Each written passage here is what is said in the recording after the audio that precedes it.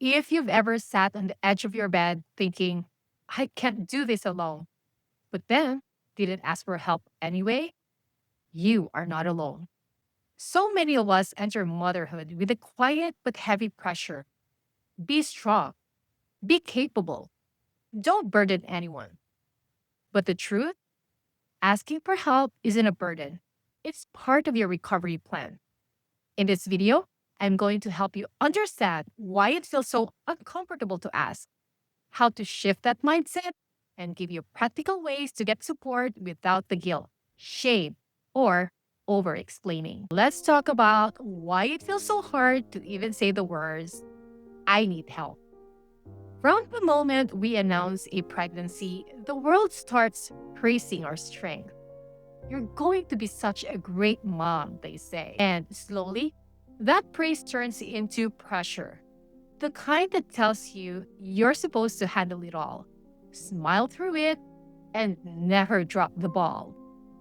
That pressure doesn't come out of nowhere. We live in a culture that celebrates hyper independence and emotional suppression, especially for women. And it shows up hard in postpartum. Even though research tells us that social support is one of the strongest predictors of positive recovery outcomes, emotionally and physically, most moms still feel like asking for help is an admission of failure.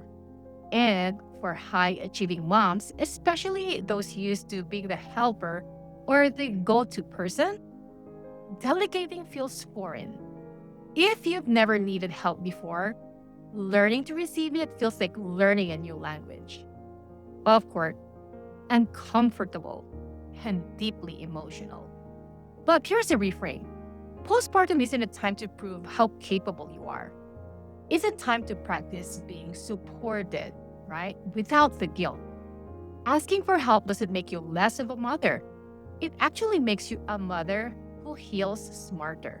Do you ever worry that if you ask for help, you'll be seen as needy or worse, dramatic? This fear keeps so many moms silent. And ironically, it's often the moms who appear the most put together that are struggling the most behind closed doors. There's this myth that if you're functioning, you must be fine. But functioning doesn't equal thriving. Functioning often means suppressing. Many moms tell me, people ask how I'm doing, but I don't think they actually want to know. Legitimate. Here's what I want to tell you from the clinical side. We see this disconnect all the time.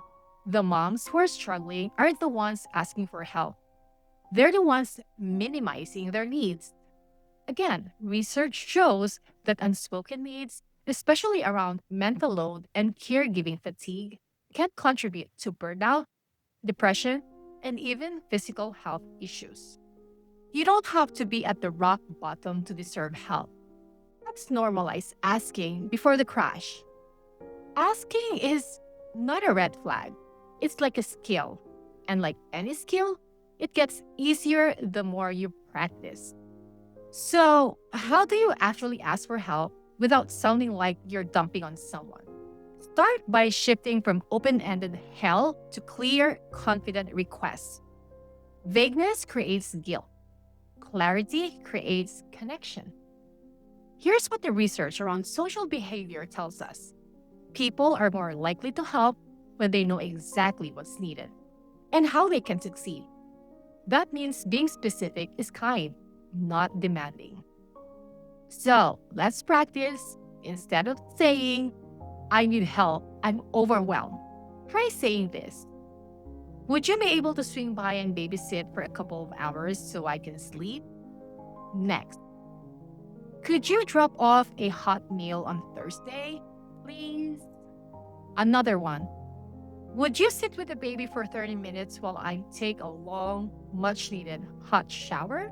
Again, you don't have to explain why you need it. You don't have to justify. You're not asking for a favor. We're going to shift that. You're inviting someone into your motherhood story. How does that sound? When your ask is clear, it becomes easier to say. And when you say it enough, it becomes a rhythm, not a risk. And before we move on to how to delegate tasks to family and friends without the guilt, I want to offer you something that's helped so many moms feel more grounded: my free mental wellness workbook.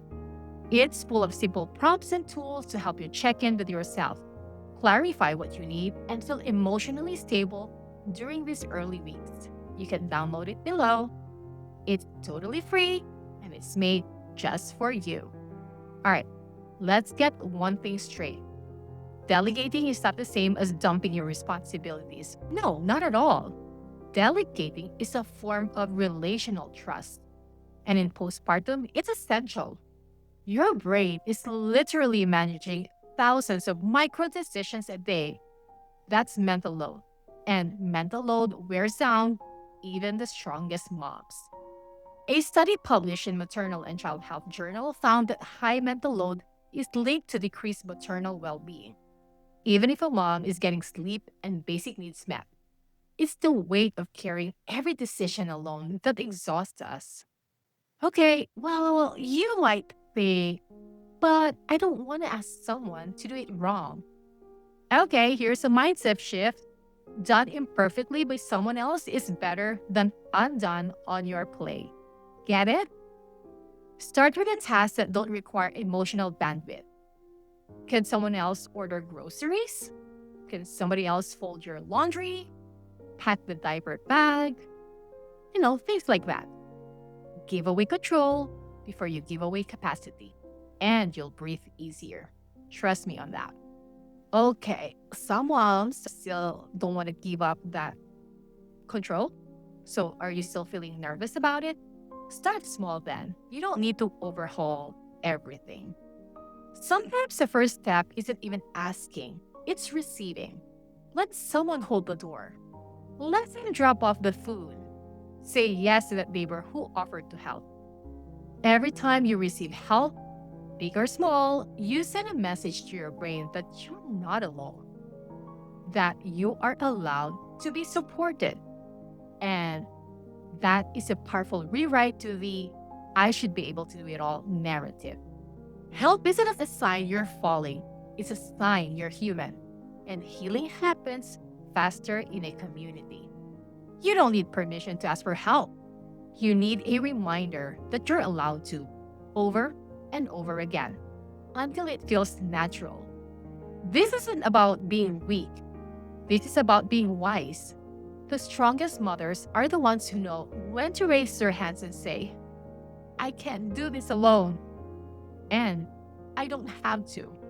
And if the mental load still feels heavy even with help, don't miss this video right here.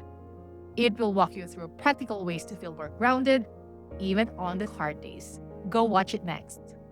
All right, thank you for spending this time with me today. Your postpartum journey deserves structure, strength, and compassion. And you're already taking powerful steps just by being here. If today's video clarified or encouraged you, I'd love for you to subscribe and join the growing community of moms redefining recovery. And if you're ready for deeper support and a full recovery framework designed with your real life in mind, you'll find more details below. I'm Sherry, and I'll see you in the next one.